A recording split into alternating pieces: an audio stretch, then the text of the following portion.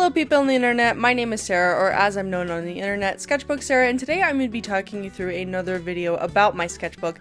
But this question I get a lot is how I stay motivated, specifically how do I work through all my sketchbooks so quickly, and how am I motivated to draw every single day, not only just in my sketchbook, but in general. And this sort of feeds into a larger question about my lifestyle and sort of how I view artist lifestyles and my sort of creative regiment and how my sketchbook fits into that and how the work in my sketchbook informs my bigger bodies of work and my work as a whole. But before I get into that, I also just want to quickly mention that this video is going to be a part of a new series I'm going to be starting around this theme about artist dates. If you've ever read the book Julia Cameron's The Artist's Way, she talks about this concept of an artist date.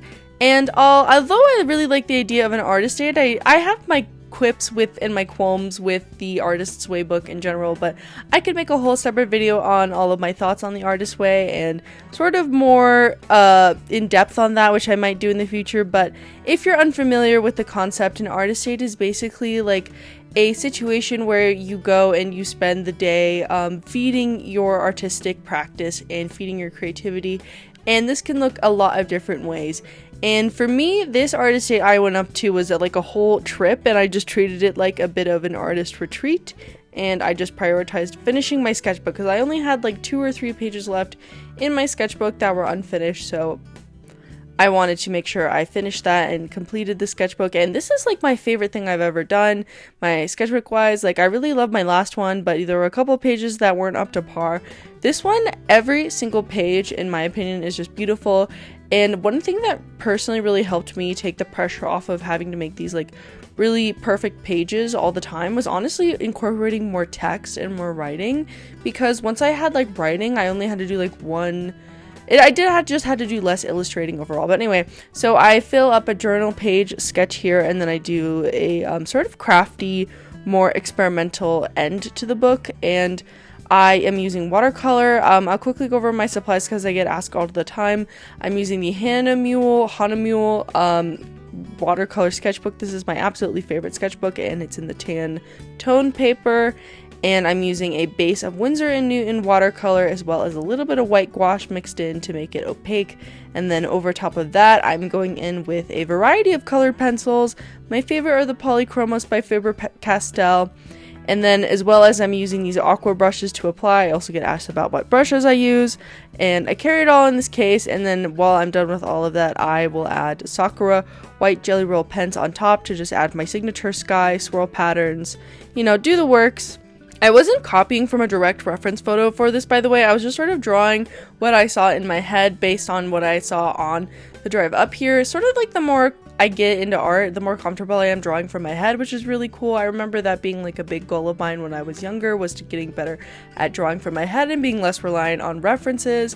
I was really inspired by James Gurney in Dinotopia. He does a really amazing job of drawing from his head because he draws dinosaurs, which, obviously don't exist, and there's a bunch of different methods to train on how to get better at that, which is sort of like the aim of my program at RISD in illustration. They sort of like train you to be able to draw from your head from the painting class and the perspective class and the figure drawing class, so I'm really thankful for that. But anyway, let's get into the meat and potatoes of this video. Enough rambling, let's get into it. So the way I stay motivated to draw in my sketchbook is 2 things. One thing is I am always looking to improve my skills, and drawing consistently just makes you improve at art, and I feel like I always want to be drawing. I'm just most happy when I am drawing, and when you draw a lot, you'll be able to just see this rapid growth and succession, and it's just satisfying to me to collect my own work. I really love filling up sketchbooks, and I love making finished pieces and really adding to this idea of cultivating a life worth of library. And the second thing is I am just really passionate about documenting my life and sort of working on this project of wanting to document my life, and therefore I am always working because I always have ideas. And the way I always have ideas is, like I said, I'm always documenting my life. So this weekend was a great example of this. And this is sort of a series of artist dates I did over a couple of days when I took just a couple day long trip with my cousins and my sister to just all hang out as like a cousin meetup in my aunt's house in a mountain town in Colorado. And the drive up was really pretty, and we went on a hike. We went to a ghost town. We fed a bunch of chipmunks. I think it's so funny how you still have your stick and poke. I've just tamed this wild rodent. to do my bidding, my evil bidding. I'll train it to hold pencils and it will make all my paintings for me, and I won't even need AI. My evil minion, go do it on her shoulder. This one loves me. He loves you. Yeah. Wow. It tickles so much. Yeah, he's friendly. It tickles. It's like being at the cat cafe. You just have to like give off a good aura and sit. We just had a nice time hanging out. We always play a lot of board games when we're together, and we actually played Five Nights at Freddy's in real life, which I don't know if you've seen on TikTok, people playing like Granny IRL, but I basically did that, but with Five Nights at Freddy's, which was a game we played when we were kids, because Five Nights at Freddy's was really popular when we were kids. So we did that, and then in my downtime, I always just sketched, and I get asked a lot, like, when I would have time to even do all of these. Like, I would post some of my travel journaling, and travel journaling is my absolute favorite way to fill up my sketchbook, because to me, I am connecting with the world, and I'm just really taking in my surroundings better, and I'm memory keeping when I'm sketchbooking, and I'm documenting, and therefore when I am thinking and I'm feeling and I'm synthesizing all of everything into what I am drawing, and like what the weather was like and how I felt on the drive up while I'm making it, and I'm talking to my cousins while I'm working. To me, this all just helps me recall my life so much better. It's almost like a memory tool, you know? It's a really special thing. And it's more than just a beautiful image when you're making it, and when you author it, it can just be so much deeper, and you can have a whole conversation with yourself that's private. And it's by just creating while you were thinking and while you were being present in the world. It's a really cool thing. So that's part of it too. And another thing is that I like the idea of wanting to live a life that is worth making art about.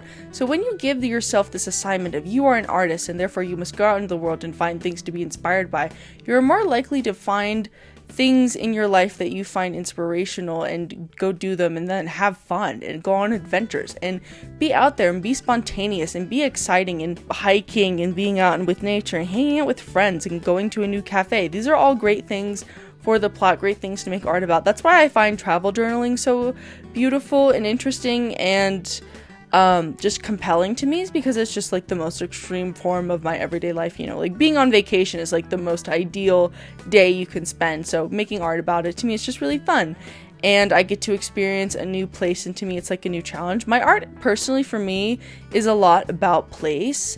And right now, I'm working a lot on Colorado, and a lot of my art is very Colorado inspired. So like even my more fantasy driven art. So my cousins and I all watched Barbie Mermedia because we were watching like bad VHS tapes that they had, because we didn't really have any like cable, so we were just watching VHS tapes. So we watched Barbie Mermedia, which was fire. And I wanted to make my own little like weird fairy sketch to finish out the sketchbook, and I sort of use my own motifs, and I have an art style, and I have a bunch of different symbols and motifs, and I'm going to make a whole other video about my thoughts on style and symbolism and motifs, and how I really like the idea of collecting different symbologies and symbols to repeat in your work, and how that can be a facet of art style that people I don't really think talk about. People to me always talk about like the visual of an art style, but they don't talk about like the symbols and the objects that can be present in an art style. But anyway, that's another video. But one of mine is, I obviously like to do a lot of self-portraits. If you're familiar with my work at all, you know I love to paint myself. So I'm painting myself here, and I just gave myself like weird no eyebrows, and like kind of more like I was thinking of a 1920s kind of face, because I was thinking of this painting by Frank Xavier Leindegger, and it's this painting of a flapper with a swallow's tail wings, and she looks like a fairy. So I think that painting is very pretty and cool, and I was thinking about it. But I made my own version, and I wanted it to be like sort of interactive. So after I did all the painting and the detailing, I cut it out, and it's cool because it's on the seam. I mean, the face looks a little weird, but because it's on the seam, like when you touch it, it flaps up and down, and it's kind of like animated and interactive. And I think that this just added such a layer of fun and excitement that I just really want to carry into my future journals. Like, I'm really into the idea of just like pushing my journals further and further into like the realm of like finish. And because to me, I'm okay with like having this like really polished sketchbook. That's another thing. Like, I for years made very like low quality sketchbooks, and I think that's a good thing. I think a lot of people put a lot of pressure on themselves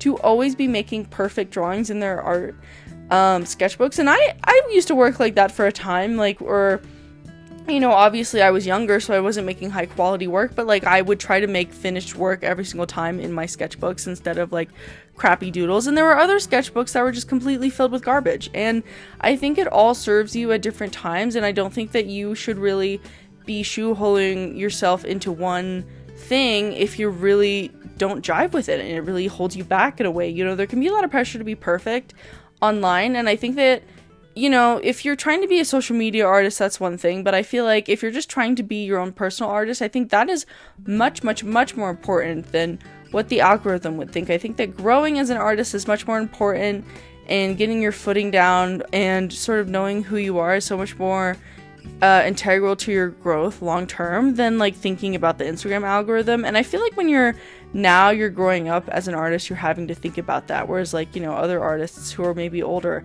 could like really develop their style before they had to put themselves out there. But I feel like nowadays, if you are an artist, it's pretty much expected that you put yourself out there from the get-go, and that can be cool and exciting to hear people's feedback in real life, but you just have to like sort of keep a clear vision on what is important at the end of the day and be willing to make work that can stay off camera. Another way that I stay motivated that I don't necessarily hear a bunch of people talk about is investing in being a multidisciplinary artist in sort of every facet of my art. So as you can tell, I'm very much a painter. I very much identify as a painter. All I do is paint. However, I am a very mixed media painter. I don't just use kind of one medium for pretty much any of my projects, and I really like to push my mediums as far as they can go. And I do a lot of art that I don't talk about, I don't show to anyone, and it's really just for me. And I don't have to do this art all the time, but it's really good to mix things up and change things up and sort of see where your muse follows you, because it can take you in some really surprising directions. Like, you know, I wrote crappy Tumblr notes app poetry, still do, write it all the time, love it. I find it really inspirational. A lot of the times when I'm coming up for ideas for paintings, it's easier for me to like sort of come up with a vibe and a mood through a poem and sort of express some sort of different facet of what I'm trying to express through that. And by getting that out of my system, sometimes I can find it easier to then work on the visual problem that I'm trying to solve. And just sort of switching things up and combining things and layering things can not only just create more unique art and really personal art, it can also sort of push you to advance your craft a lot better. I feel like when you advance one skill, it'll transfer in a lot of unique ways into the other mediums that you are using, and it can sort of cross-pollinate and make you better overall, baby. And I always think that you always want to be experimenting, you know. Art is about having fun. That's sort of why I'm doing this whole cutout thing and I'm doing weird no eyebrows. Like, I want things to be fun, and this is how I have fun in my sketchbook, is I make it like bouncy, so I want to play with it, you know? And sort of thinking about what is this next step that I can level myself up, and always comparing yourself to yourself. I cannot stress this enough. I really don't think that comparison and being competitive is bad as an artist, as long as you only use yourself as a measuring stick. Comparing yourself against pretty much anyone else in like a serious long-term manner will be extremely detrimental for your self-esteem, for your growth, and like it can really create a lot of shame in people, you know? Like there's this pressure to be like better than everyone else at things that you're just really sort of doing for your own purposes or for your own self-discovery, or maybe it is for things that are more serious. Like you do want to be famous, you do want to be successful, and you do have to actually consider what other people think about your work. But at the end of the day, you can't compromise the need. You know, there's a want to be successful and whatever, but at the end of the day, there's a need to express yourself. And I think that's more important than, you know, being successful, at least for me. Because like if I knew that I would never ever get anyone looking at my art, like if I got stranded on a desert island and I had a sketchbook, I probably would still draw. I don't know why. There's just something so inherent to me about mark making that I am just simply addicted to, and I have to do it.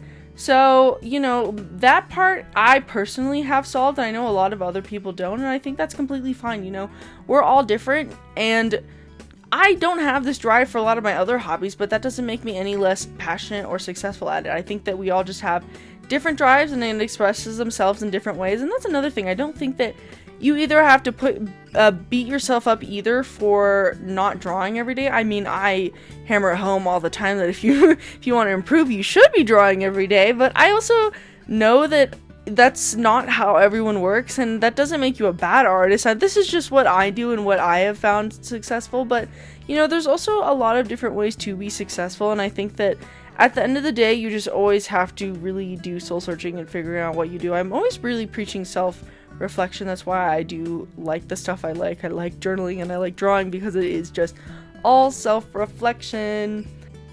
Hopefully these tips were inspirational for you and help you get into the mindset of being creative and just sort of turning your life into art and living that artist lifestyle. Like I said, I will be making more videos on this topic and sort of doing more like examples of like, this is what an artist date looks like for me, etc. later on. If you're interested in buying my work and supporting me, I have prints on my Etsy store. Please go there and check that out. Link will be in the description. Other than that, I hope you have a great day. Thank you for watching this video all the way through. Don't forget to like and subscribe and comment. Ring the notification bell. Do all the stuff. You know me. I'm Sketchbook Sarah absolutely everywhere, including on Instagram and TikTok and all the other places. So you can go follow me there. And I hope you have a great week. Let me know what other content you'd like to see from me. Okay, that's it. Bye! Ella and I made a pit stop at the fabulous Shaggy Sheep, which has the best scones I've ever tried.